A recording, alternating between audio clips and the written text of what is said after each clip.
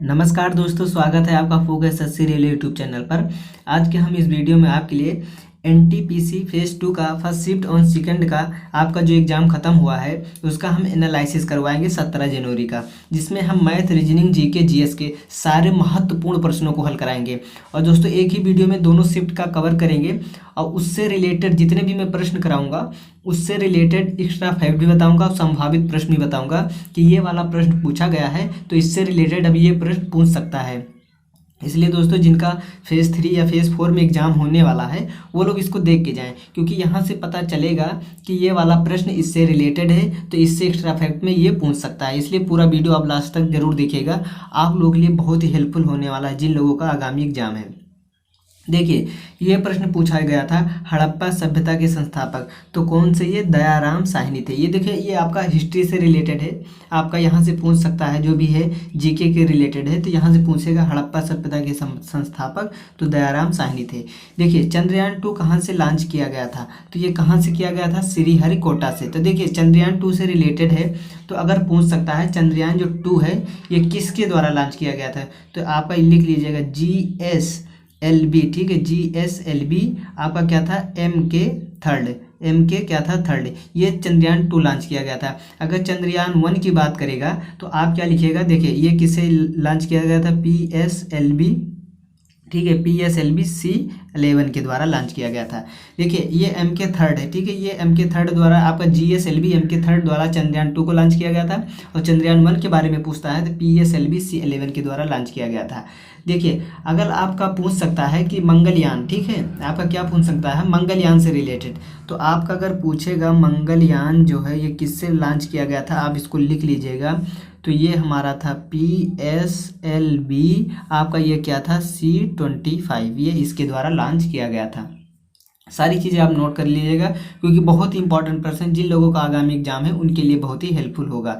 देखिए पूछ सकता है कि हमारा विद्युत धारा का मात्रक क्या है, तो ये एमीटर हो सकता है, ठीक है। अगर इसे कार का पूछ लेगा तो कार का क्या होता है? हमारा जूल होता है, ठीक है।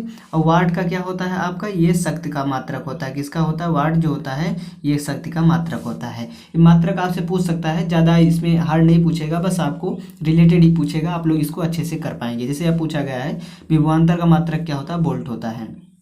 तो जैसे आपका नहीं पूछेगा, जैसे रेजिस्टेंट का पूछ सकता है तो प्रतिरोध होता है, तो आप उससे रिलेटेड याद कर लीजिएगा। चलिए नेक्स्ट क्वेश्चन की तरफ चलते हैं। जैसे कि हमारा है आर्टिकल 75, तो ये कौन सा है? राष्ट्रपति जो आपको क्षमा दान करता है, जैसे किसी को सजा होती है आपका या उम्र कैद या फांसी की, तो ये राष्ट्रपति जो है इसके द्वारा क्षमा दान कर सकता है। आपका ये पूछा गया था, एक पहली महिला लोकसभा स्पीकर कौन थी? महिला में थी, ठीक है, तो ये कौन थी? मीरा कुमार। ये बहुत चर्चा में रहा था तो इसको आप लोग नोट कर लीजिएगा क्योंकि ये आगामी भी पूछ सकता है जिन लोगों के एग्जाम है, क्योंकि रेलवे में प्रश्नों को रिपीट भी जरूर करता है। क्वेश्चन नंबर 7 है। देखिए फल मीठा होता है तो ये किसके कारण होता है? फ्रक्टोज के कारण। अगर जिन लोगों ने हमारा पिछला वीडियो देखा होगा, मैंने एक इस पर फलों के ऊपर आपका पूरा वीडियो बनाया था कि जैसे आपका सुक्रोज, जिसे हमारा पूछ सकता है ये सुक्रोज क्या है, सुक्रोज को और क्या कहते हैं? जैसे ये हमारा है, इसको जब ऐसे पूछा गया था फल का, तो फल को क्या बोलते हैं? फ्रक्टोज से जाना जाता है, फल शुगर, ठीक है। सुक्रोज को हम क्या बोलते हैं? टेबल शुगर के नाम से जाना जाता है। किससे? टेबल शुगर के नाम से जाना जाता है। ये आगामी पूछ सकता है। सुक्रोज का हो गया। आपका ग्लूकोज का क्या होगा? एक साधारण जो आपका ग्लूकोज होता है ये क्या है? एक साधारण क्या है? शुगर है ये ग्लूकोज, ठीक है। ग्लूकोज से पूछ सकता है। आपका पूछ सकता है जैसे गैलेक्टोज से, ये मोनोसैकेराइड शुगर है। जैसे फ्रक्टोज का तो आपको पता है ये फल से संबंधित है। तो ये सारी चीज़ें आप लोग नोट कर लीजिएगा क्योंकि आगामी जिन लोगों का एग्जाम होने वाला है यहाँ से प्रश्नों को देखने को जरूर मिलेगा। देखिए नेक्स्ट क्वेश्चन है हमारे सेशन का, ये मोस्ट इंपॉर्टेंट प्रश्न है, ये पूछा गया प्रश्न है आपका, इसका आप लोग आंसर बताइए क्या होगा। जैसे कि ये है हमारा पहली पंचवर्षीय योजना, ठीक है। देखिए दो तरह के प्रश्न इसमें पूछा जा सकता है पंचवर्षीय योजना से। जैसे पूछा गया पहली पंचवर्षीय योजना किस मॉडल पर आधारित है, तो हायरार्ड डोमर मॉडल पर आधारित है। अगर हमारी दूसरी पूछ लेगा तो दूसरी, ये देखिए पहली तो हमको पता है, दूसरी अगर पूछ लेता है तो ये कौन सा? महालनोबिस आपका मॉडल पे। देखिए कौन सा है? नोट कर लीजिएगा, महालनोबिस, क्या है? लनोबिस मॉडल पर आधारित है। महालनोबिस मॉडल पर आधारित है, ठीक है। ये कौन सी है हमारी? ये फर्स्ट जो है सेकंड परियोजना, ठीक है। देखिए पहली पंचवर्षीय योजना जो है हायरडोमर मॉडल पे आधारित है। सेकंड पूछेगा तो महालनोबिस मॉडल पर आधारित है। देखिए इनको नोट करिएगा, क्योंकि हमारा अगर फर्स्ट पूछा है तो सेकंड जरूर पूछेगा, सेकंड पूछा है तो फर्स्ट पूछेगा, और आपका जो पंचवर्षीय योजना से रिलेटेड पढ़ लीजिएगा। देखिए आपका एनालिसिस करने से यही फायदा रहता है कि जिन लोगों के एग्जाम है उससे रिलेटेड टॉपिक को पढ़ के जरूर जाएं, क्योंकि वहाँ से प्रश्न पूछा जा रहा है। देखिए हमारा एक था शिकागो, ठीक है, शिकागो किस झील के किनारे स्थित है? तो ये मिशिगन, आपका के जो मिशिगन के किनारे स्थित है। ये आपका देखिए ये वर्ड से है, ये बहुत इंपॉर्टेंट प्रश्न है, स्टैटिक जीके के अंतर्गत आता है। देखिए पूछ सकता है सिडबी का मुख्यालय कहाँ है? देखिए एकमात्र मुख्यालय है जो यूपी के अंदर है, लखनऊ में, सिडबी का, क्योंकि ये बहुत कन्फ्यूजन वाला होता है, बहुत सारे लोग नहीं जानते सिडबी कहाँ है, आपका मध्य प्रदेश या आपका ज़्यादातर करके बेंगलुरु लगा देते हैं, तो सिडबी कहाँ पे है? लखनऊ में है। और आपसे अगर पूछ सकता है संयुक्त राष्ट्र संघ का पूछ सकता है तो न्यूयॉर्क लगा दीजिएगा, ठीक है। WHO का पूछ सकता है। देखिए ये सब चीज़ें हैं जब पूछा जा रहा है इसका कहाँ पे है इसका मुख्यालय, तो पूछ सकता है। अगर WHO का पूछेगा तो कहाँ पे है? ये जिनेवा में स्थित है, ठीक है, जिनेवा में स्थित है। अगर हमारा ADB का पूछ सकता है, ADB का, तो ये कहाँ पे स्थित है? ये मनीला में स्थित है। ये सब जगह मुख्यालय पूछ सकता है। ये तो आपका लखनऊ वाला था क्योंकि यूपी में स्थित था, ठीक है, तो इससे रिलेटेड था। तो यही एक है जो हमारे उत्तर प्रदेश में लखनऊ में स्थित है, सिडबी का मुख्यालय, तो आप लोग इसको जरूर याद रखिएगा, इससे रिलेटेड भी पढ़ लीजिएगा। चलिए अब हम आपके नेक्स्ट क्वेश्चन की तरफ चलते हैं। देखिए जितने भी मैं प्रश्नों को करा रहा हूँ, उम्मीद कर रहा हूँ आप लोग अच्छे से नोट जरूर कर रहे होंगे, क्योंकि ये प्रश्न आपके आगामी जितने भी एग्जाम होने वाला है जिन लोगों का है पूछा जा सकता है। देखिए जैसे था हमारा निम्न में कार्यांतरित सेल है, तो कार्यांतरित सेल कौन सा है? संगमरमर है। अगर इससे रिलेटेड देखा जाए, जैसे आपका पूछा गया कार्यांतरित सेल के अंतर्गत संगमरमर आता है। अगर आपसे पूछा जाए अग्नेय सेल, क्या पूछा जाए? अग्नेय सेल के अंतर्गत, ठीक है, अग्नेय सेल के अंतर्गत, तो देखिए अग्नेय सेल में हम क्या करेंगे, इसके अंतर्गत क्या क्या आता है? बेसाल्ट और ग्रेनाइट आता है। क्या आता है? आपका नोट कर लीजिएगा जो चीज़ें लिखवा रहा हूँ, बेसाल्ट और क्या आता है? ग्रेनाइट आता है, ठीक है, ग्रेनाइट। ये किसके अंतर्गत आता है? अग्नेय सेल के अंतर्गत। हमसे कार्यांतिक सेल पूछा गया था, आगामी अग्नेय सेल का पूछ सकता है। और एक आप सब पूछ सकता है अवसादी सेल, तो ये कौन कौन से इसमें आते हैं? चूना और पत्थर। लिखना चाहे तो लिख लीजिएगा अवसादी सेल, ठीक है। इसके अंतर्गत क्या आते हैं आपका? ये आता है चूना और क्या आता है? पत्थर। तो देखिए इससे रिलेटेड याद कर लीजिएगा। देखिए आपका कार्यांतिक सेल के अंतर्गत क्या आता है? सिर्फ संगमरमर आता है। अग्नेय सेल के अंतर्गत पूछेगा तो आपको क्या लगाएंगे? बेसाल्ट ग्रेनाइट दे देगा ऑप्शन में। अगर हमसे पूछता है आपका क्या पूछेगा? अवसादी सेल के अंतर्गत, तो अवसादी सेल के अंतर्गत चूना और पत्थर आता है। उम्मीद करता हूँ ये चीज़ आप लोग अच्छे से जरूर नोट कर रहे होंगे। देखिए नोट जरूर करिएगा, क्योंकि बहुत ही इंपॉर्टेंट तरीके से आप लोगों को हल करा रहा हूँ। देखिए अब आपका आ गया क्वेश्चन नंबर 12, हीरे का अपवर्तनांक कितना होता है? देखिए हीरे का अपवर्तनांक हमसे पूछा है तो 2.48 होता है। अगर आपका और भी पूछ सकता है, जैसे कि देखिए ध्यान समझिएगा, हवा का पूछ सकता है, ठीक है, हवा का अपवर्तनांक कितना होता है? तो हवा का कितना होता है? 1.008 होता है, ये हवा का हो गया। आपसे जल का पूछ सकता है, जल का अपवर्तनांक कितना होता है? तो आप इनको नोट कर 1.33 होता है। अगर आपका कांच का अपवर्तनांक पूछता है तो ये हो जाएगा आपका, देखिए कांच का कितना 1.5 होता है। आपका अगर और पूछ सकता है, हीरे का तो पता है, बस इतना पूछ सकता है।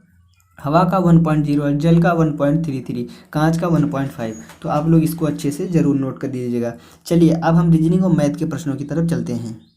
देखिए रीजनिंग का फर्स्ट क्वेश्चन है, और दोस्तों एक चीज़ बताना चाहता हूँ, मैथ और रीजनिंग का जो एनालिसिस होता है वो एग्जैक्ट आपका जो रहता है कि नहीं पता है, कोई भी कराता है तो एग्जैक्ट संख्याएं नहीं पता रहती, लेकिन हाँ पता रहता है। जैसे आपका सीरीज से इतने क्वेश्चन दिया था, ब्लड रिलेशन से इतने क्वेश्चन था, मैथ में आपका मेंसुरेशन से इतने क्वेश्चन था, हाइट एंड डिस्टेंस से इतना पता रहता है। एग्जैक्ट आप लोगों को किसी को संख्या नहीं पता रहती, लेकिन एनालिसिस सभी लोग कराते हैं। इसलिए मैं देखिए आपको जो बताऊंगा पूरी जानकारी सही से दूंगा, इसलिए आप लोग ध्यान से समझिएगा कि यहाँ से प्रश्न पूछा जाएगा। जैसे क्वेश्चन नंबर फर्स्ट है हमारा रीजनिंग का, किसको कैसे हल करेंगे, यहाँ पे क्या होगा।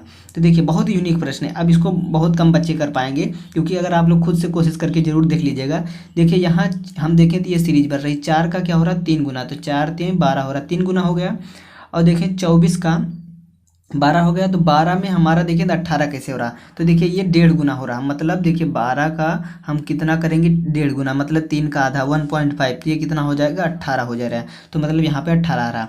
अब उसी अनुसार देखिए 8 का यहाँ 3 गुना हो रहा है, 24 हो रहा है। अब 24 का हम क्या करेंगे, देखिए 24 का हम क्या करेंगे 1.5 गुना करेंगे, तो कितना हो जाएगा इसका, ये हो जाएगा 36। आपका ऑप्शन नंबर ही सही है। देखिए आप चाहें तो गुणा 15 चौको 60, 0 दशमलव के बाद लग जाएगा 4, 15 दूना 30 और 6 36 हो जाएगा। तो मतलब आपका ऑप्शन नंबर ही सही है। प्रश्न बहुत सिंपल सा था। पहले देखिए हमारा जो है 4 का 3 गुना हुआ तो कितना हो गया 12 हो गया। फिर हमारा 12 का कितना हुआ 1.5 1.5 गुना हुआ तो कितना हो गया 18। तो उसी अनुसार हमारा 8 का 3 गुना हुआ तो कितना हो गया 24, ठीक है। उसके बाद फिर 24 का हमारा कितना हुआ 1.5 1.5 गुना हुआ तो 36 आ गया। सिंपल प्रश्न था, आप लोग नोट करिएगा। देखिए ये प्रश्न आपके बहुत ये मतलब कहा जाए तो एग्जाम में बहुत पूछा जा रहा है, क्योंकि इसका कोई तोड़ नहीं है, इसको सिर्फ एक ही तरीके से हल किया जा सकता है। बहुत ही तरीके लगाएंगे नहीं हो लोग ऑप्शन से, बस एक ही तरीका इस प्रश्न को हल करने का। कभी भी दिखेगा यहाँ पे नोट कर लीजिएगा, बस इतना नोट में लिखिएगा ऑप्शन। ये प्रश्न आता है एग्जाम में तो आप सीधे ऑप्शन को पकड़िएगा। देखिए सी डब्ल्यू में क्या रखें 13 आ जाए। देखिए 272 रखते हैं, सी की जगह 2 रखते हैं, ओ की जगह 7 रखते हैं, डब्ल्यू की जगह 2 रखते हैं, मतलब हमारे ऑप्शन नंबर ए को लिए। तो सी का कितना रखेंगे 2 हो जाएगा, ठीक है। और आपका क्या डब्ल्यू का कितना हो जाएगा 2, इसको काटेंगे तो का हमारा 13 आ रहा नहीं आ रहा, तो मतलब ये ऑप्शन नहीं हो सकता है। अब देखिए ऑप्शन नंबर बी को पकड़ते हैं। सी की जगह 1 रखेंगे, ओ की जगह 9 रखेंगे, डब्ल्यू की जगह 5 रखेंगे। अब हमारा सी की जगह क्या रखेंगे 1 रखेंगे, और हमारा डब्ल्यू की जगह क्या लिए हैं 5 रखेंगे, इसको काटेंगे। देखिए ये कितना है 15 है, यहाँ पे देखिए नोट कर लीजिएगा, फिर से लिखिएगा। देखिए सी की जगह 1 है, ओ की जगह 9 है, और आपका डब्ल्यू की जगह 5 है, तो यहाँ सी का 1 हो जाएगा, डब्ल्यू का 5 हो जाएगा, इसको काटेंगे। 15 का नम 15, 4 15 3 45, तो ये आपका ऑप्शन नंबर भी सही है। ये प्रश्न अगर आपके एग्जाम में आता है तुरंत ऑप्शन को पकड़िएगा, क्योंकि इसका कोई भी फार्मूला नहीं है, किसी और तरीके से नहीं हल कर सकते, बस ये आप लोगों का टाइम जाएगा, और जिन लोगों को नहीं पता है वो लोग ये प्रश्न को नहीं कर सकते। दोस्तों क्लास अच्छी लग रही हो तो प्लीज़ आप लोग शेयर जरूर करिएगा ज़्यादा से ज़्यादा दोस्तों के साथ। चलिए मैथ के प्रश्नों को हल करते हैं। क्वेश्चन नंबर फर्स्ट है हमारे सेशन का मैथ का। देखिए मैथ को अभी रीजनिंग मैथ में बताया कि आप लोगों को एग्जैक्ट नहीं पता रहता, बस पता रहता है कि ये पूछा गया था।